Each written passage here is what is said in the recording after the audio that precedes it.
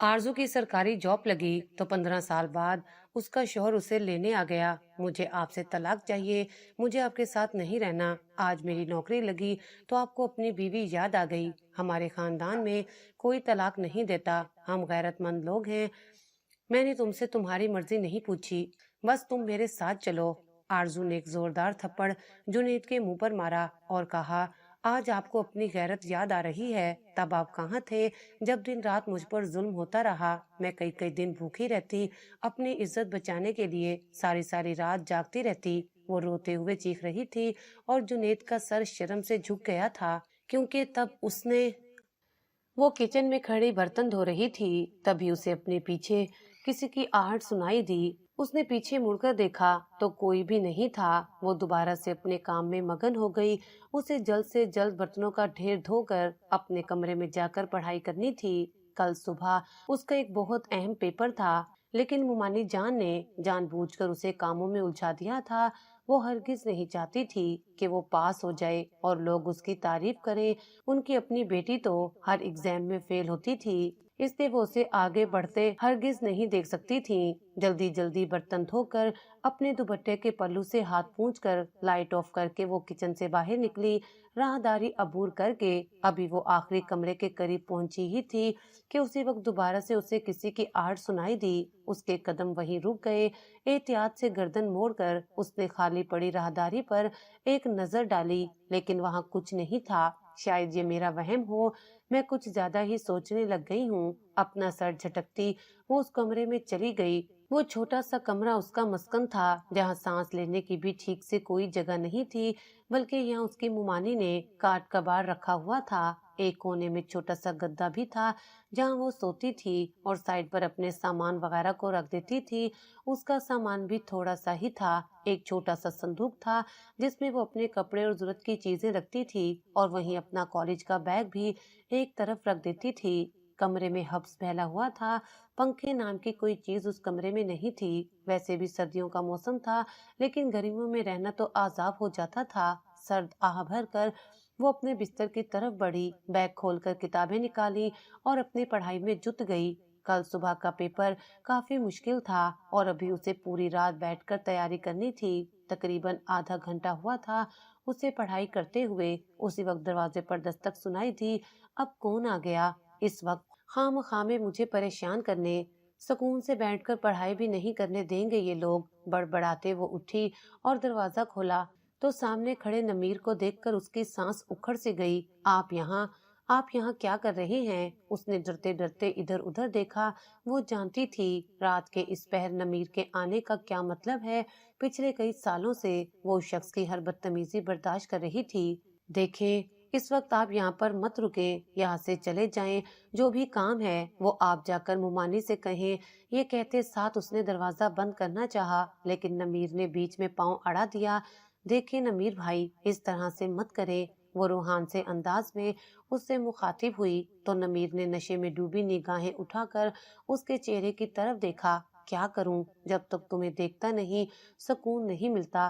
कितनी बार कहा है, एक रात मुझे खुश कर दो, उसके बाद तुम जो चाहोगी वो तुम्हें मिलेगा। मेरी माँ तुम पर बहुत जुल्म करती है, मैं तो तुम्हें जुल्म से बाहर निकालना चाहता हूँ। बेहुदा अंदाज में वो कहते जोर जोर से हंसने लगा। ये आप किस तरह की बातें कर रहे हैं? मुझे आपकी कोई हमदर्दी नहीं चाहिए, मैं ऐसी वैसी लड़की नहीं हूँ। वो रोते हुए अपनी सफाई पेश कर रही थी, लेकिन नमीर तो उसे न जाने क्या समझता था। तुम यहाँ मुफ्त में रह रही हो, कुछ तो खर्चा वसूल करना ही पड़ेगा।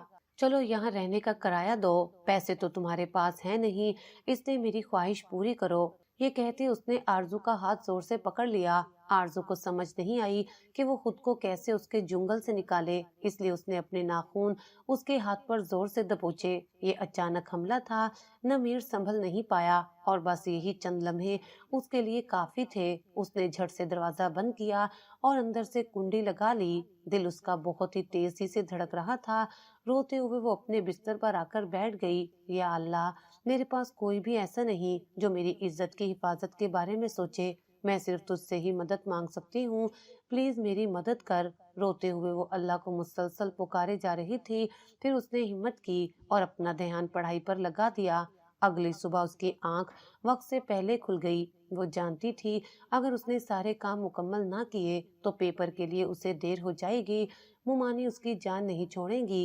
वैसे भी उन्हें मौका चाहिए होता था उसका नुकसान करने का।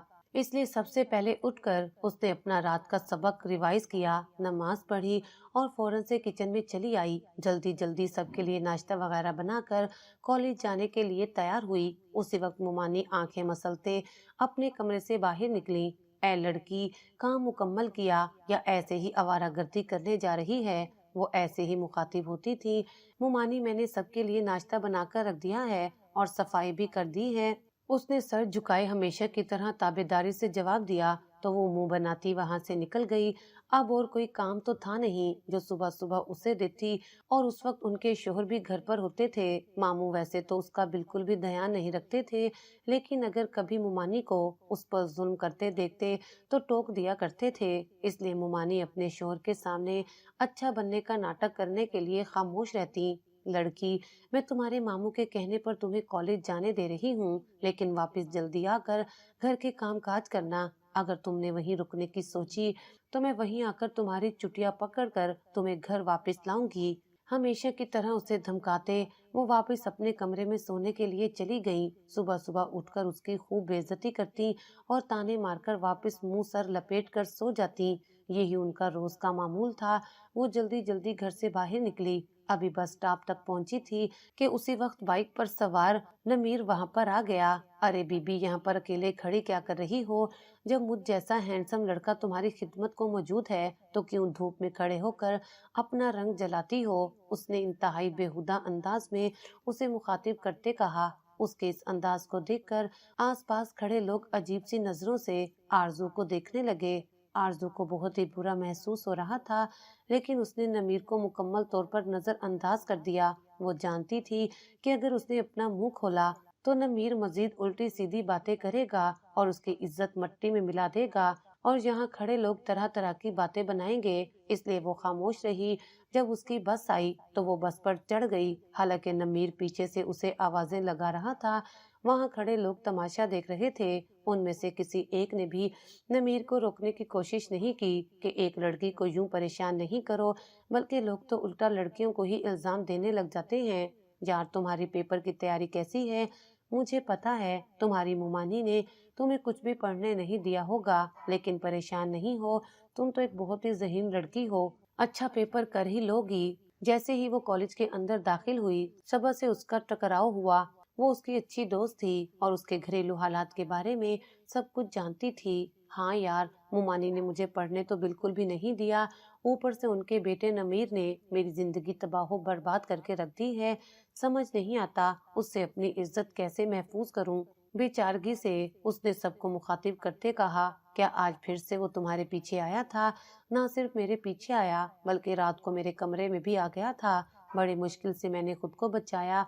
बदतमीज कहीं का। वो सबा को रात के बारे में बताने लगी, जिसे सुनकर सबा हैरान हो गई कि तुम्हारे मामू उसे कुछ नहीं कहते। कम से कम उन्हें तो ध्यान रखना चाहिए कि घर में एक जवान लड़की है और उनका बेटा नशे में धुत रहता है। छोड़ो यार, मामू को कौन सा कोई फिक्र होती है? वो तो वैसे भी मुमानी की उंगलियों पर नाचते हैं। चलो हम लोग क्लास में जाकर पढ़ते हैं, वरना लेट हो जाएंगे। वो सबा का हाथ पकड़े उसे साथ लिए क्लास में आ गई। जब उसने पहली बार कॉलेज ज्वाइन किया था तो सबा ही थी जिससे उसकी अच्छी दोस्ती हुई थी, वरना वो खामोश खामोश रहती थी। सबा थोड़ी बातूनी लड़की थी, इसलिए खुद ही आकर उससे दोस्ती कर ली और उन दोनों की दोस्ती अब तक टिकी हुई थी। कॉलेज का आखिरी साल था, ये आखिरी एग्जाम हो रहे थे। उसके बाद उनका कॉलेज खत्म हो जाना था। थोड़ी देर बाद उनकी टीचर आई और उनका एग्जाम शुरू हो गया। आज पहला पेपर था।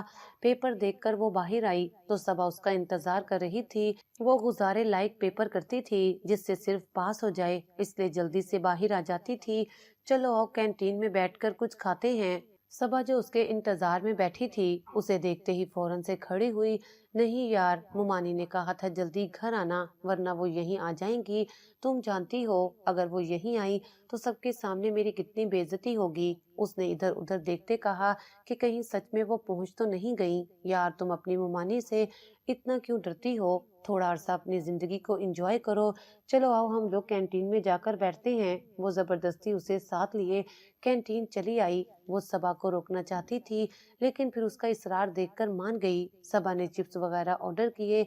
जब भी वो दोनों कुछ खाती थी सबा ही पैसे देती थी, क्योंकि उसकी मुमानी तो उसे कोई पैसे देती ही नहीं थी और सबा उसके हालात से वाकिफ थी। उसने आज तक कभी भी आरजू से पैसों की डिमांड नहीं की थी, लेकिन आरजू को अच्छा नहीं लगता था कि वो ऐसे मुफ्त में खाए, जिसका इजहार वो अक्सर सबा से करती थी।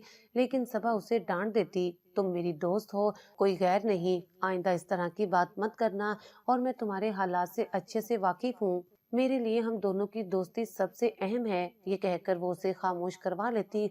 थोड़ी देर में उनका ऑर्डर आ गया। वो दोनों बैठकर खाने लगी। उसी वक्त किसी की चिल्लाने की जोर जोर की आवाज उसके कानों से टकराई। फौरन से डरकर वो अपनी जगह से खड़ी हो गई। कैंटीन के दरवाजे पर खड़ी उसकी मुमानी इंतहाई गजबनाक निगाहों से उसे देख रही थी। तू यहाँ आवारा गर्दी कर रही है, घर के काम काज कौन करेगा? तुझे मैंने कहा था जल्दी से घर आ जाना, लेकिन तू तो यहाँ मौज मस्ती करने में मसरूफ है। चल आज तू घर चल, फिर मैं तुझे बताती हूँ। वो चील की तरह उस पर झपटी और उसके बाल पकड़कर उसे घसीटती वहां से ले जाने लगी। तभी सब लोग वहां जमा हो गए। सबा तेजी से आगे बढ़ी और उसके बाल उसकी मुमानी के हाथ से छुड़वाए। आपके अंदर तमीज नहीं, आप क्या कर रही हैं? आपका घर नहीं, ये कॉलेज है। एक कॉल पर पुलिस यहाँ आ जाएगी और आपको ले जाएगी। उसने सीधे सीधे उसे पुलिस की धमकी दी, जिस पर उसकी मुमानी फौरन से सीधी खड़ी हो गई। बात प्रिंसिपल तक चली गई कि बाहर से कोई औरत आकर कॉलेज में इतना हंगामा कर रही है। जब प्रिंसिपल को सारी कहानी पता चली तो उन्होंने उसकी मुमानी को ही खूब सारी बातें सुनाई और कहा कि इस लड़की की जिंदगी क्यों बर्बाद कर रही हैं। लेकिन मुमानी उस पर उल्टे ही इल्जाम लगा रही थी। आप नहीं जानती ये कैसी लड़की है, मेरे बेटे को इसने वरगला लिया है, इसकी माँ भी ऐसी ही थी। मुमानी के मुंह से अपनी माँ के बारे में ऐसे अल्फाज सुनकर वो तड़प कर रह गई थी, लेकिन उन्हें तो जैसे कोई फर्क ही नहीं पड़ रहा था। सब उन पर थू थू कर रहे थे।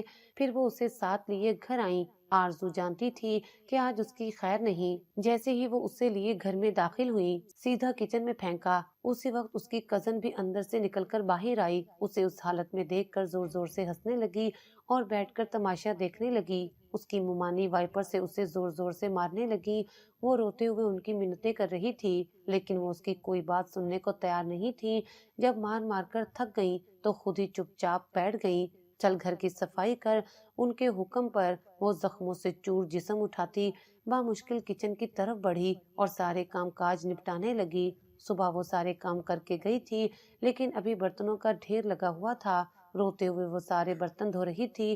काश मेरे माँ बाप जिंदा होते तो ऐसा ना होता मेरे साथ। हमेशा की तरह उसके दिल से एक आह निकली थी और फिर अचानक से एक शख्स का ख्याल उसके दिलो दिमाग पर हावी हो गया। कहाँ हो तुम?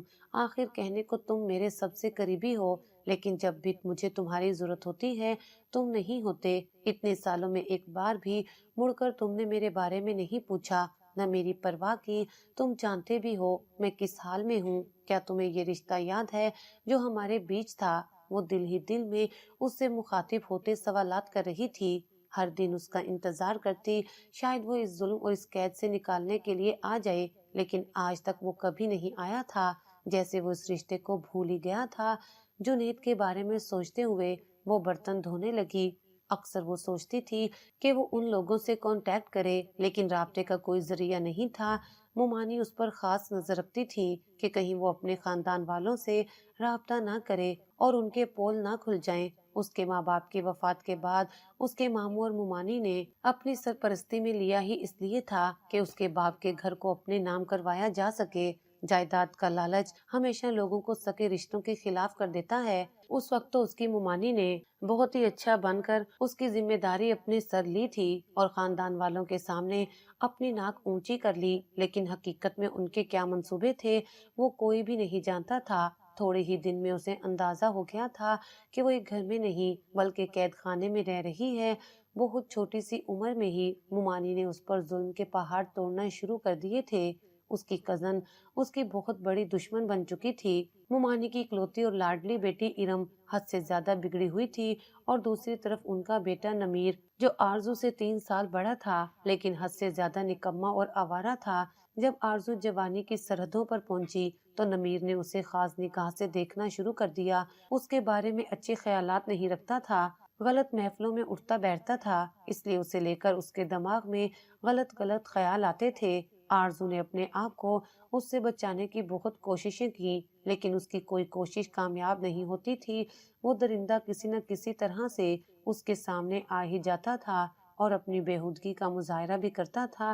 पहले वो सोचती थी कि घर में मुमानी या मामू से इस बात का जिक्र करे, लेकिन फिर उसे अंदाजा हुआ कि इस सब का कोई फायदा नहीं होगा। मगर एक दिन हिम्मत करके उसने मुमानी से हिचकिचाते कह ही दिया, मुमानी, नमीर भाई अक्सर ही रात को मेरे कमरे में आ जाते हैं, प्लीज आप उन्हें इस चीज से मना करें। वो उनके सामने सर झुकाए खड़े इल्तिजा कर रही थी।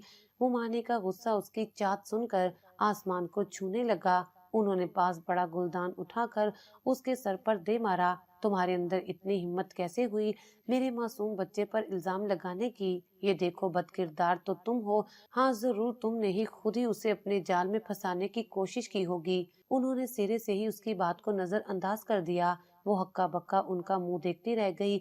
उसे अंदाजा ही नहीं था कि वो उस पर ही उल्टा इल्जाम लगा देंगी।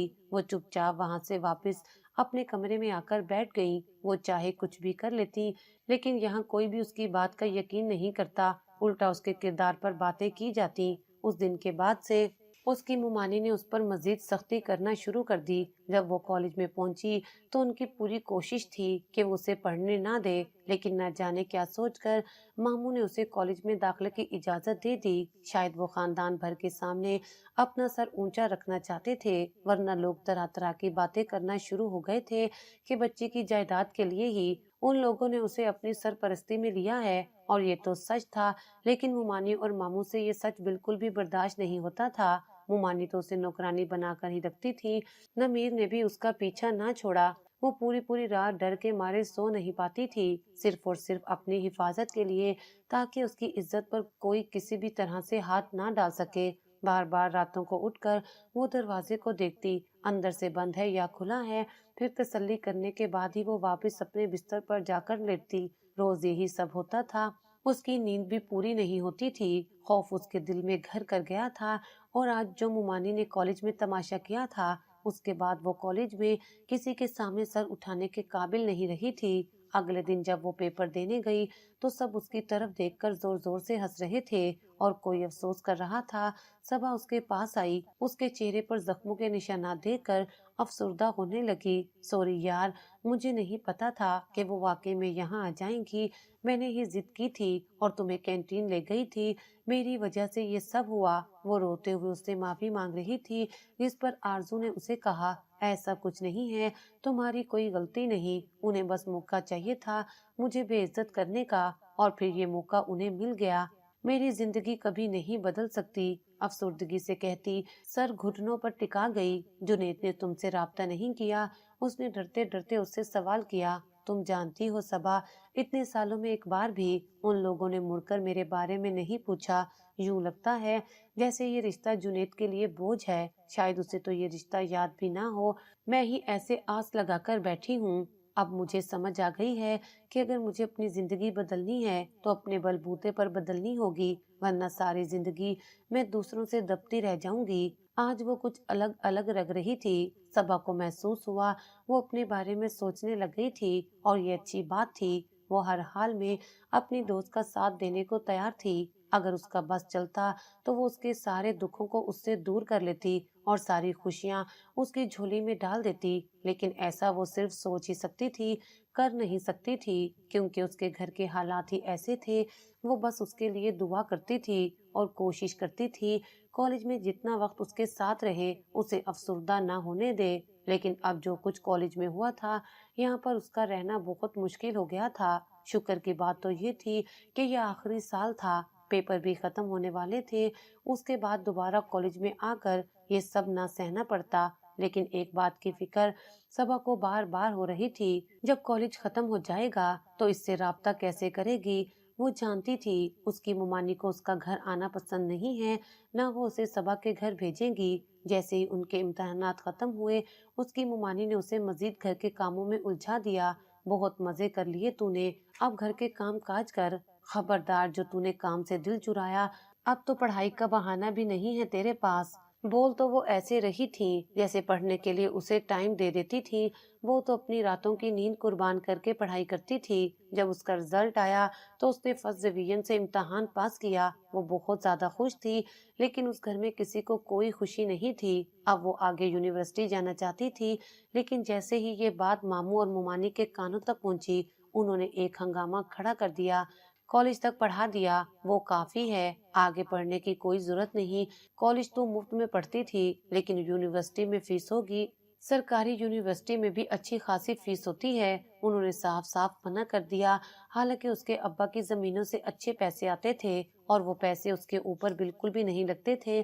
ممانی اپنے بچوں پر لگا دیتی تھی۔ پہننے کو سے ایک ڈھنگ کا لباس بھی میسر نہیں تھا۔ ممانی، ابا کی زمینوں سے پیسے آتے ہیں نا، اس میں سے کچھ پیسے اگر میری فیس کے لیے رکھ دیے جائیں تو کچھ نہیں ہوگا۔ بہت ہی ہمت کر کے اس نے اپنے منہ سے الفاظ نکالے تھے، جسے سنتے ہی ممانی کا پارا چڑھ گیا۔ ساتھ بیٹھے ماموں بھی بہت غصے میں آ گئے۔ تمہیں اتنا عرصہ ہم لوگوں نے پالا پوسا، تمہیں کیا لگتا ہے مفت میں کیا ہم نے یہ سب؟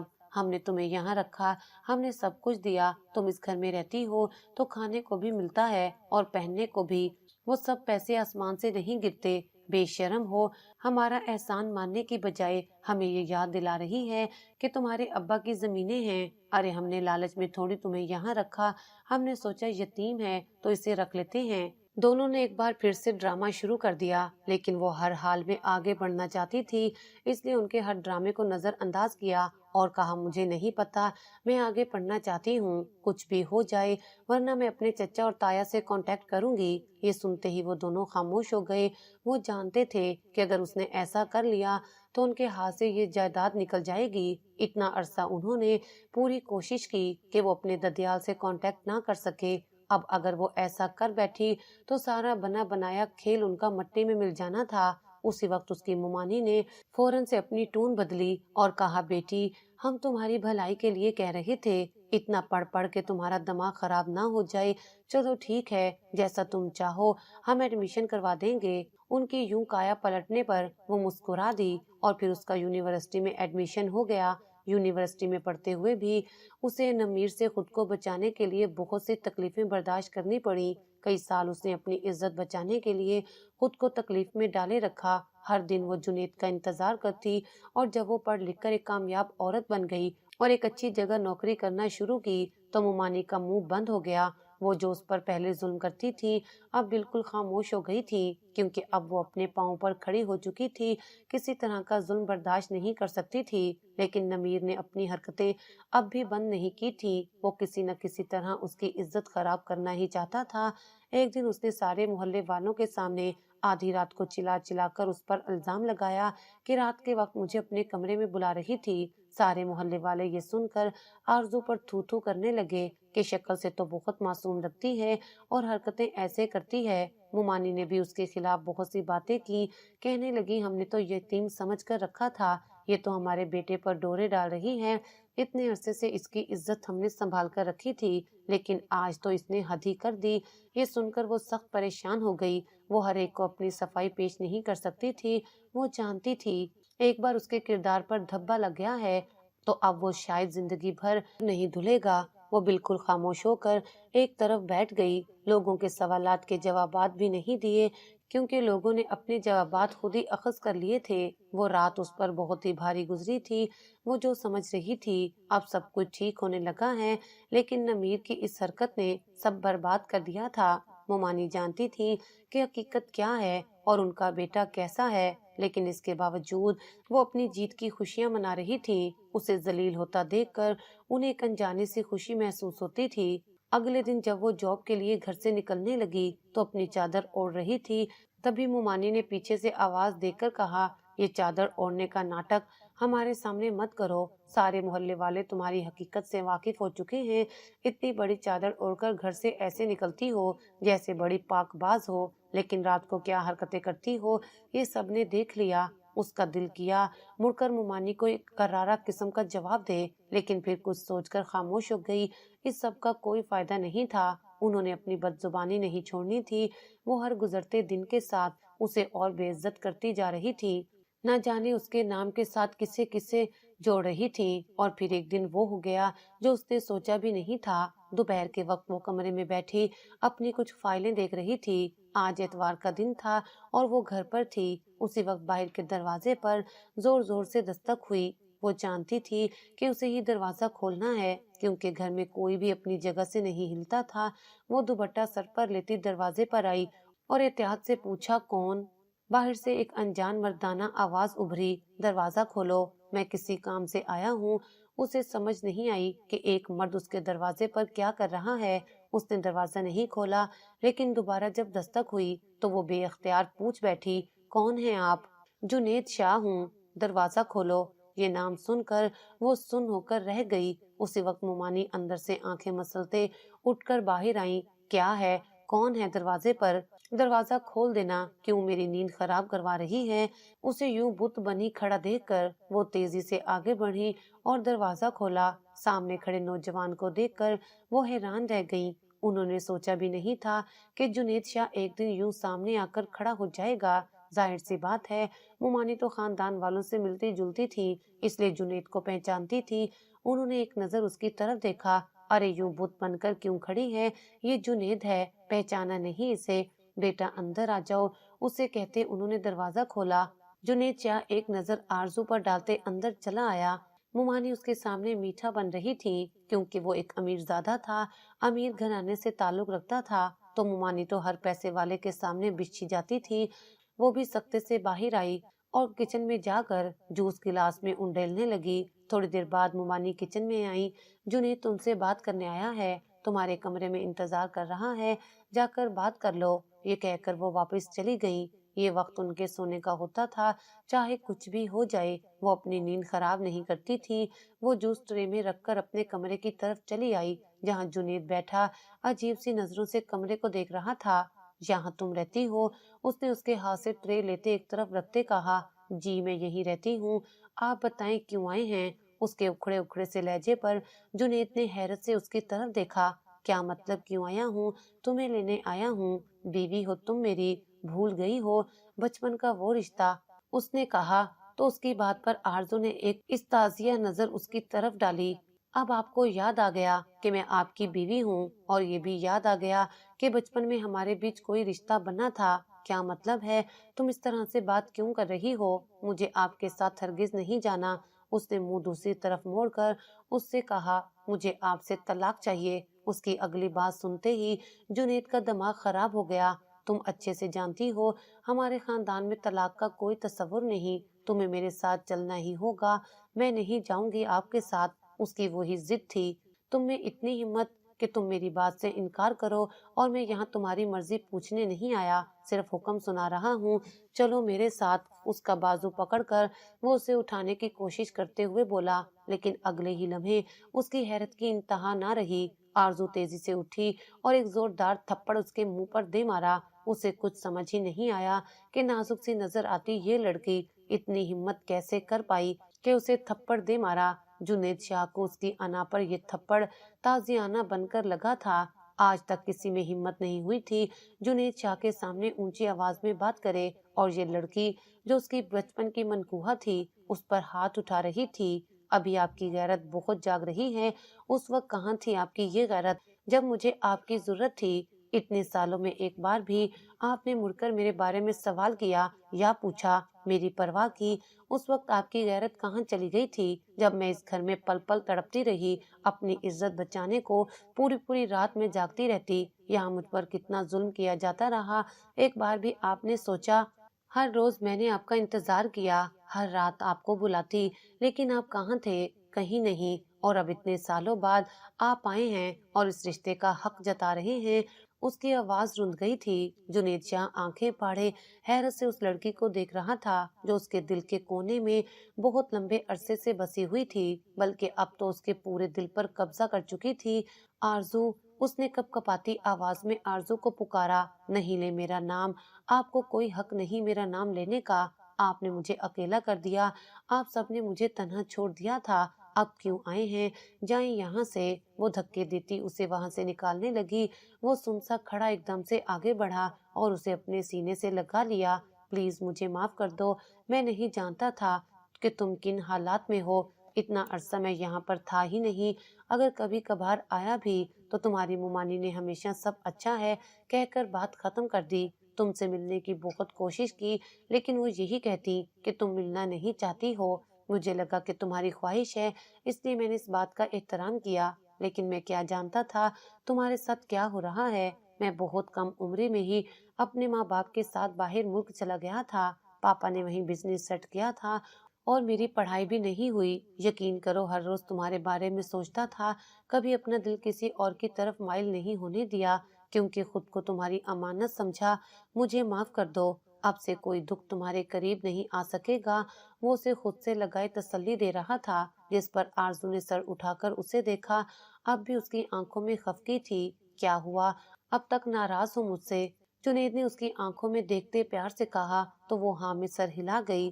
میں وعدہ کرتا ہوں تم سے، جس جس نے تمہیں تکلیف دی ہے ایک ایک سے بدلہ لوں گا اور اب سے تمہاری زندگی میں کوئی تکلیف نہیں آئے گی۔ چلو اپنا سامان لو اور میرے ساتھ میرے گھر چلو، ماما پاپا بہت بے صبری سے تمہارا انتظار کر رہے ہیں۔ اس کے کہنے پر آرزو نے اپنا سامان باندھا اور گھر سے نکل آئی۔ جنید نے اسے منع کیا تھا کہ گھر میں کسی کو الوداع کہنے کی ضرورت نہیں، میں بعد میں خود ہی سب سے نپٹ لوں گا۔ وہ جانتی تھی کہ اگر مومانی کو اس بات کا پتہ چلا کہ وہ جنید کے ساتھ واپس جا رہی ہے تو وہ ایک ہنگامہ کھڑا کر دیتی اور ایک نئی کہانی گھڑ دیتی، اس لیے جنید کی بات مان کر ایسے ہی اس کے ساتھ چلی آئی۔ جب وہ اپنے چچا اور چچی کے گھر پر پہنچی تو وہ لوگ پہلے ہی اس کے استقبال کے لیے کھڑے تھے۔ ان کے گلے لگ کر وہ خوب روئی۔ جنید نے انہیں تمام حالات بتا دیے، جس پر ان دونوں کو افسوس ہوا کہ ہم نے اتنا عرصہ تمہارا خیال نہیں رکھا اور نہ ہی تمہارے بارے میں کوئی خیر خبر رکھی۔ چلو اب جو ہونا تھا وہ تو ہو گیا، اب ہم اپنی زندگی شروع کریں گے۔ اور بیٹا تم بالکل بھی فکر مت کرو، تمہارے پاپا کی ساری جائیداد وغیرہ میں تمہارے نام جلد ہی ٹرانسفر کروا دوں گا، ورنہ تمہارے ماموں اس پر بھی قبضہ کر لیں گے۔ اور پھر اپنے وعدے کے مطابق اگلے دن ہی اس کے چچا نے سارا انتظام کر لیا اور جنید کے ساتھ مل کر اس کی جائیداد اس کے نام کروا دی۔ اس کی ممانی کو جب پتہ چلا کہ وہ جنید کے ساتھ چلی گئی ہے تو انہوں نے بہت بڑا واویلا مچایا، یہاں تک کہ ان کے گھر پہنچ کر بھی اس پر خوب الزامات لگائے۔ یہ پہلے میرے بیٹے کو پھنساتی تھی اور محلے کے لڑکوں کو بھی اپنے جال میں پھنسایا، اب تمہارے ساتھ آ گئی ہے جیسے یہ بہت پاکیزہ ہے۔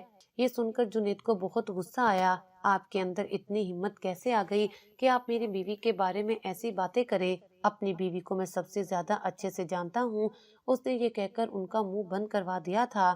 اصل میں اس کی ممانی چاہتی تھی کہ وہ آرزو سے رشتہ توڑ دے اور ان کی بیٹی سے اس کی شادی ہو جائے، لیکن جب ایسا نہیں ہوا تو انہیں آرزو سے شدید حسد محسوس ہونے لگا۔ ویسے بھی وہ اسے کہیں خوش نہیں دیکھ سکتی تھی۔ انہی دنوں ایک خبر آئی کہ نمیر کو پولیس نے گرفتار کر لیا ہے۔ وہ کچھ لڑکیوں کو سرے عام پریشان کر رہا تھا اور ان کی عزت پر حملہ کرنے کی کوشش کر رہا تھا، تبھی پولیس آئی اور اسے گرفتار کر کے لے گئی۔ ویسے بھی وہ لڑکیاں امیر گھرانوں کی تھیں، اتنی آسانی سے نمیر کو چھوڑنے والی نہیں تھی۔ سب کے سامنے اب حقیقت آ گئی تھی کہ مومانی کا اپنا بیٹا ہی خراب تھا۔ آرزو نے کبھی بھی اسے بہلایا پھسلایا نہیں تھا، بلکہ وہ تو اپنی عزت کے لیے خود کو تکلیف میں مبتلا رکھتی تھی۔ جنید کے گھر آئے اسے 3 مہینے ہو چکے تھے، لیکن وہ الگ کمرے میں رہتی تھی۔ پھر ایک دن اس کے پیرنٹس نے ان دونوں کو اپنے پاس بلایا اور کہا اب وقت آ گیا ہے تم دونوں کی رخصتی کر دی جائے اور تم دونوں اپنی نئی زندگی شروع کرو۔ یہ سن کر آرزو کا دل زور سے دھڑکنے لگا۔ اسے یقین نہیں آ رہا تھا کہ اس کی زندگی بالکل ہی بدل گئی ہے اور جنید اس کی زندگی میں آ چکا ہے۔ تقریباً 1 مہینہ شادی کی تیاریاں جاری رہی اور اس کے بعد بہت ہی دھوم دھام سے اس کی رخصتی کر دی گئی۔ ولیمہ بھی بہت ہی شاندار کیا گیا تھا۔ جنید نے اس سے وعدہ کیا تھا کہ وہ اسے ہر پل خوشیاں دے گا اور وہ اپنا یہ وعدہ پورا کر رہا تھا۔ شادی کے فوراً بعد وہ اسے اپنے ساتھ لیے ہنی مون کے لیے پیرس چلا آیا۔ یہاں کی خوبصورتی دیکھ کر وہ دنگ رہ گئی تھی۔ यहाँ वो 1 महीने होटल में रुके थे, जहाँ हर तरह की सहूलियात मुयस्सर थी। वो जिस भी चीज पर हाथ रख देती, जुनैद बिला झिझक उसे वो खरीद देता। वो उसकी कोई ख्वाहिश अधूरी नहीं रहने देता था। एक लंबे हनीमून से जब वो वापस आए तो वो पूरी तरह से घरदारी में लग गई। हालांकि जुनैद ने उससे कहा भी, अगर तुम नौकरी करना चाहती हो तो कर लो, मेरी तरफ से कोई भी पाबंदी नहीं है। लेकिन उसने मना कर दिया और कहा, मुझे घर में रहना पसंद है। कुछ महीनों बाद उसे खबर मिली कि वो हामला है। ये खबर सुनकर वो हद से ज्यादा खुश हो गई। उसने जुनैद को सरप्राइज देने का सोचा। रात जब वो ऑफिस से वापस आया तो वो तैयार बैठी थी। खैरियत है? इतनी तैयारी किस लिए?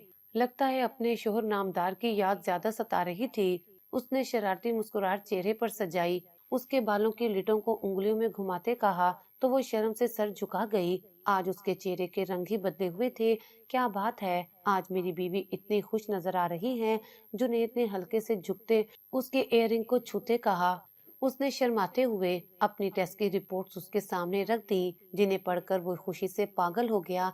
क्या ये सच है? मुझे यकीन नहीं आ रहा कि तुम प्रेग्नेंट हो। वो बार बार उससे सवाल करता और वो हंस के हर बार हाँ में सर हिला देती।